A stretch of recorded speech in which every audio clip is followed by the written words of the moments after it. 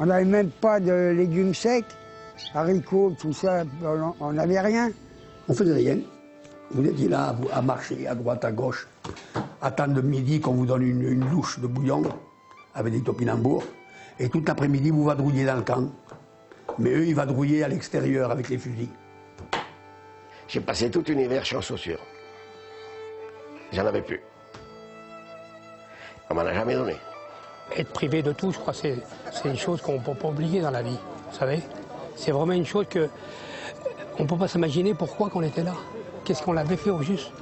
On était des bêtes, si vous voulez, pour eux. Hein, je sais pas, ils nous prenaient exactement pour des bêtes dans un zoo.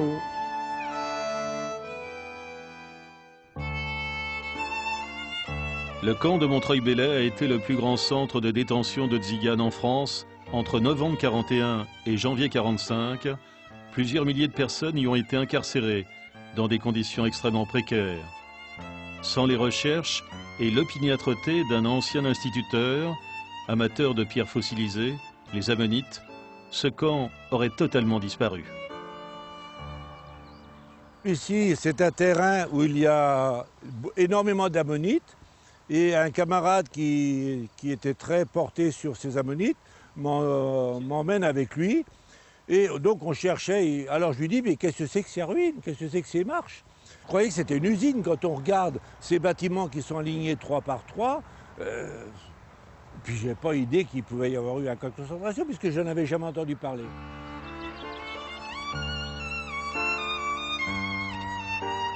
Ça a été construit à partir de janvier 40 par les républicains espagnols condamnés aux travaux forcés. Une brigade de républicains espagnols. On reconnaît. Alors tout ça, ça a été démonté en 1946, quand ça a été vendu aux enchères par les domaines, mais comme il n'y a pas de terrain, c'est une terre incultivable, les vestiges sont restés. Heureusement, parce que sinon, je n'aurais jamais su qu'il y avait un camp ici. À partir de photos aériennes et des emplacements des baraques encore visibles, nous avons pu reconstituer le camp en images de synthèse. Il était situé à 20 km au sud de Saumur, dans le Maine-et-Loire, près de la petite ville de Montreuil-Bellay. Pendant la guerre, des centaines de familles de tziganes y ont été enfermées derrière des barbelés. Les habitants de la région connaissaient bien sûr l'existence de ce camp, mais ils ont préféré l'oublier très vite. Amnésie collective et mauvais souvenirs enfouis pendant des décennies.